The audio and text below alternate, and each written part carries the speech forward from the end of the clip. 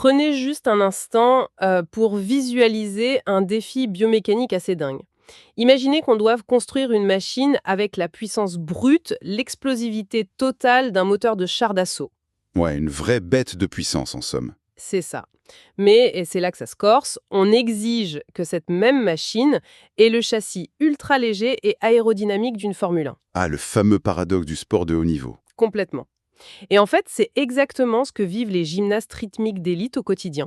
Leur objectif, c'est pas juste de sauter, c'est de s'arracher du sol avec tellement de force qu'elles semblent littéralement suspendre le temps. Bah oui, parce que plus elles restent en l'air, plus elles ont de millisecondes pour verrouiller la posture géométrique parfaite que les juges attendent. Absolument. La gravité est leur pire ennemi. Mais si elles font de la musculation super lourde pour gagner cette puissance foudroyante, le problème, c'est qu'elles prennent de la masse musculaire. Elles deviennent plus lourdes, ouais. Voilà, elles s'alourdissent et elles perdent cette légèreté indispensable à leur discipline.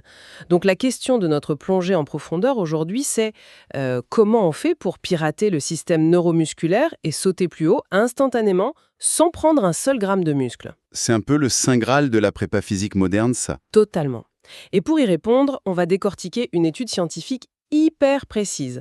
C'est un article qui s'intitule, attention à l'accent, Post-Activation Performance Enhancement of Counter-Movement Jump After Drop Jump versus Squat Jump Exercises in Elite Rhythmic Gymnasts. Un titre bien académique. Ouais, très académique, publié par une équipe de choc. On a Cheng Bo-yang, Lin Shi, Yanan Lu, Hong Li-Wu et Da-Wei Yu. Ça a été publié dans le très prestigieux Journal of Sports Science and Medicine en 2024. Tout récent donc. Oui, tout à fait. C'est dans le volume 23, des pages 611 à 618. Et franchement, ce qu'ils ont fait avec ces 20 athlètes de haut niveau, c'est fascinant. Surtout quand on sait que ces filles s'entraînent genre 12 fois par semaine. Leurs corps sont de véritables laboratoires ultra réactifs. C'est clair. Mais avant de regarder les sauts qu'elles ont faits, faut qu'on pose les bases. Dans l'étude, ils parlent sans arrêt du PAP, la potentialisation par post-activation. Ouais, le PAP, c'est le mécanisme clé ici. Ok, analysons cela. C'est quoi exactement ce concept saut-il ? On nous dit que faire un gros effort permet de faire un meilleur effort juste après. Mais sous la peau, comment ça marche ? Eh bien, tout se passe au niveau cellulaire. En fait, quand tu contractes un muscle de façon très intense, ça déclenche une vraie réaction en chaîne. Et la plus importante, c'est la phosphorylation des chaînes légères de myosine. Oula, en français, ça donne quoi ? Désolé, le jargon revient vite. Pour faire simple, cet effort intense va carrément inonder les fibres musculaires d'ion calcium. Et c'est ce banc de calcium qui rend la fibre ultra sensible. Attends, une seconde. Le calcium. Moi, depuis toute petite, on me dit que le calcium, c'est dans les produits laitiers, pour avoir des os solides. Qu'est-ce que ça vient faire dans un seau explosif ? C'est une excellente question et c'est une confusion super courante. Le calcium bâtit les os, oui, mais dans le muscle, c'est la clé de contact de ton moteur. Ah ouais ? Ouais. Imagine les fibres comme des petites cordes, l'actine et la myosine. Pour se contracter, elles doivent s'accrocher les unes aux autres et tirer. Mais ces points d'accroche sont bloqués par défaut. Et le calcium vient les débloquer, c'est ça ? Exactement. Quand le muscle est inondé de calcium après un effort intense, tous les points d'accroche sont libres. Donc, au moment de faire le saut suivant, le signal électrique arrive dans un muscle déjà en état d'alerte maximale. Bam! L'accroche est instantanée et violente. C'est fou ça. J'aime bien cette idée. Tu sais, on entend souvent parler du PAP comme d'un turbocompresseur de voiture, mais je trouve ça presque réducteur. Ah, tu verrais ça comment, toi? Avec ton histoire de calcium, c'est plutôt comme si on jouait avec un variateur de lumière. L'ampoule, qui est le muscle de notre gymnaste, reste exactement la même. Elle grossit pas. Ouais, l'architecture reste intacte. Voilà. Mais le premier exercice vient tourner le variateur à fond. Le courant chimique est décuplé et l'ampoule brille de façon aveuglante pendant quelques minutes. Avant de devoir se réinitialiser, bien sûr. C'est redoutable comme analogie, et c'est exactement ça. On suractive le système sans créer d'hypertrophie. Et pour tester ça, les chercheurs ont mis en place un protocole avec 2 méthodes différentes sur ces 20 gymnastes d'élite. Alors, parlons de ces méthodes. Parce que l'objectif, c'était de voir laquelle tournait le fameux variateur de manière la plus efficace. La première méthode testée, c'était le drop jump. Le saut en contrebas, oui, c'est de la pure pliométrie. Comment ça se passe concrètement ? On monte sur une boîte, c'est ça? C'est ça. L'athlète se met sur une caisse d'environ 50 cm de hauteur. Elle se laisse tomber vers l'avant. Et la consigne stricte, c'est de rebondir vers le haut dès que la pointe des pieds touche le sol. Un vrai ressort. Absolument. Le temps de contact doit être infime.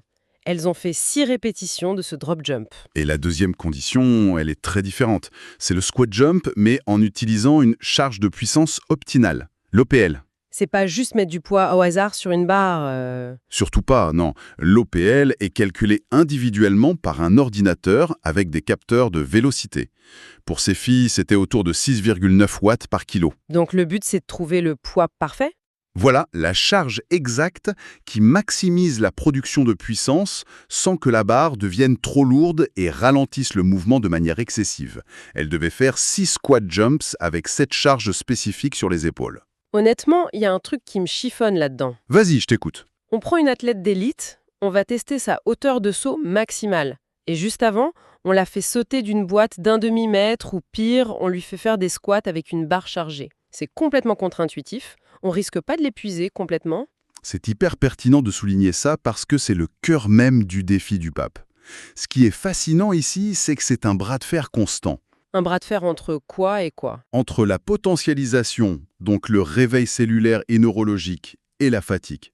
Dès que tu fais l'exercice, tu crées de l'énergie et du calcium, mais tu crées aussi des déchets métaboliques et des micro-lésions. Donc d'un côté, on allume la lumière, et de l'autre, on vide la batterie en même temps. C'est exactement ça. Et tout l'enjeu de cette étude de 2024, c'est de chronométrer cette bataille. Parce que la fatigue monte très vite, mais heureusement, elle se dissipe plus vite que l'effet de potentialisation. Ah, et c'est pour ça qu'ils ont mesuré le saut de référence, le fameux counter movement jump, à des moments très précis. 30 secondes, 3 minutes, 6 minutes et 9 minutes après l'exercice. Exact. Ils cherchaient le point de bascule parfait, le moment où la fatigue s'est évaporée, mais où le muscle est encore gorgé de calcium. D'accord. Alors, le chrono a donné quoi pour la première méthode, le drop jump? Pour le drop jump, c'est foudroyant. La victoire de la potentialisation est immédiate. À 30 secondes chrono, on a un gain significatif avec une taille d'effet de 0,25. Et en centimètres, on parle de combien? L'augmentation moyenne est de 0,8 cm à ce moment-là. Mais attention, ça s'estompe très vite aux mesures suivantes. 0,8 cm. Je suis sûre que certaines personnes se disent que c'est ridicule. Mais en gymnastique rythmique, c'est souvent la différence invisible entre accrocher le podium olympique et finir 4e avec des regrets. Ah oui, cette fraction de seconde en plus en l'air, c'est le temps qu'il faut pour pointer le pied et valider la figure parfaite. Mais pourquoi c'est si rapide pour le drop jump? 30 secondes, c'est fou. Parce que le mouvement est extrêmement fulgurant. Le pied touche le sol moins de 250 millisecondes. Ça recrute directement les fibres rapides de type 2 sans demander un gros travail métabolique. Ah, je vois. La fatigue générée est donc quasi nulle. Le calcium inonde le muscle, le système nerveux est activé et bam, on a le bénéfice tout de suite. Mais le corps purge vite ce petit stimulus. Une étincelle qui s'allume et qui s'éteint aussi vite. Bon, passons au fameux squat jump avec la charge OPL. Est-ce que le chrono raconte la même histoire? Pas du tout. C'est l'extrême inverse. À 30 secondes et à 3 minutes, il n'y a rien. Zéro amélioration significative. Sérieux? Ouais.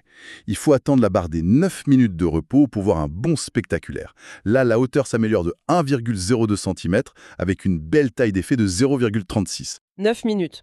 Mais dans un contexte de compétition, 9 minutes à attendre en coulisses avant de passer sur le praticable, c'est interminable. Pourquoi c'est si long? Souviens-toi de la charge sur les épaules. Vaincre l'inertie de ce poids génère une fatigue systémique énorme au départ. Donc au début, la fatigue domine totalement le bras de fer. Le muscle est prêt neurologiquement, mais les tissus sont asphyxiés en gros. C'est ça. Mais à la 9e minute, la fatigue lourde tombe à zéro.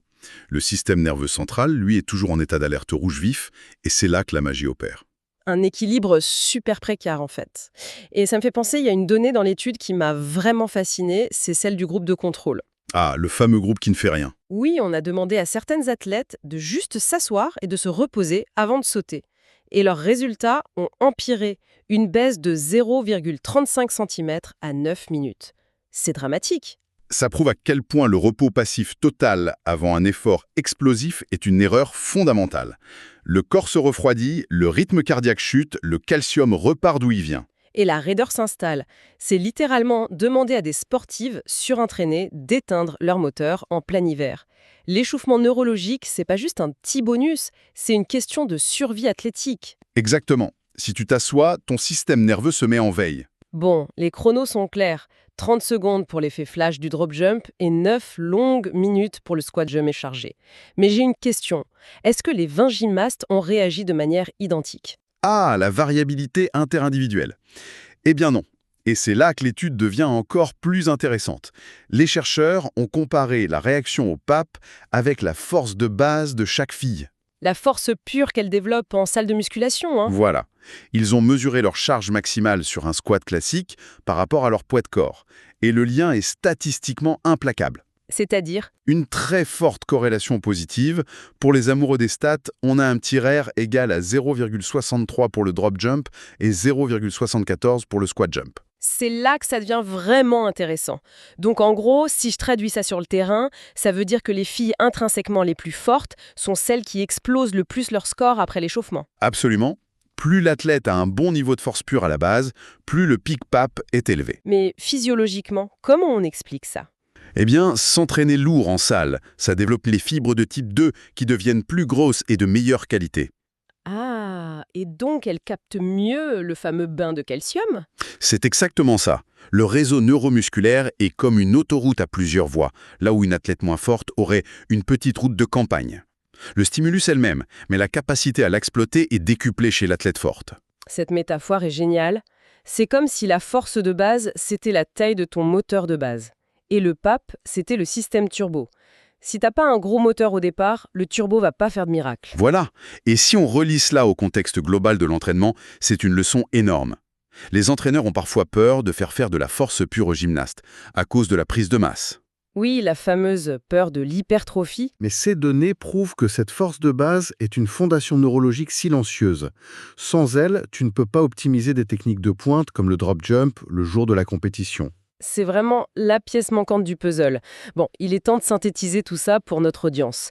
Si l'objectif, c'est d'avoir un effet explosif presque immédiat avant d'entrer en piste, le drop jump est l'outil parfait, avec son efficacité à 30 secondes. Sans générer de fatigue paralysante, ouais. Par contre, si l'organisation permet un timing ultra précis, avec une marge clinique de 9 minutes, alors le squat jump avec charge optimale prend le dessus. Tout à fait. Une fois la grosse fatigue purgée, le gain est supérieur. Et dans tous les cas, le vrai secret, l'ingrédient magique, ça reste cette fameuse force de base acquise lors de longs mois d'entraînement. C'est ce qui permet d'amplifier tout le reste. Une mécanique de précision où rien, absolument rien n'est laissé au hasard. Si cette mécanique de la physiologie sportive vous passionne, si elle passionne notre audience, nous invitons vraiment tout le monde à lire l'article complet de Shengbo Yang et de ses collègues. Oh que oui, il faut aller voir la source. Il y a une telle rigueur dans les graphiques temporels, les valeurs P et la méthodologie. C'est une vraie plongée dans la beauté méticuleuse de la science du sport. Et d'ailleurs, nous rappelons à tout le monde de s'abonner à la chaîne et d'activer les petites notifications. On va continuer à décortiquer ce genre de recherche fascinante et il ne faut surtout pas manquer les prochaines analyses. La machine humaine, sous toutes ses coutures, ne cessera jamais de nous surprendre. Tu sais quoi? Ça m'amène à une dernière pensée provocatrice pour clôturer l'échange. Ah, je t'écoute. On vient de voir comment des athlètes d'élite peuvent littéralement hacker leur système nerveux juste avec quelques sauts bien calibrés. Mais imagine l'impact sur nous, au quotidien. Au quotidien, genre, dans la vie de tous les jours. Ouais.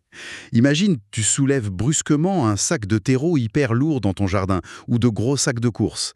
Est-ce que, sans s'en rendre compte, on s'inflige pas un mini déclencheur PAP1? Oh waouh, un bain de calcium impromptu. Exactement. Ce geste banal pourrait modifier mystérieusement notre force et la réactivité de nos jambes pour les 10 minutes qui suivent. C'est génial d'y penser comme ça. Oui, il y a peut-être cette mécanique invisible, ce variateur de lumière qui s'ajuste en silence et qui dicte la physique de notre réalité quotidienne. De quoi faire réfléchir l'audience la prochaine fois qu'un meuble sera déplacé un peu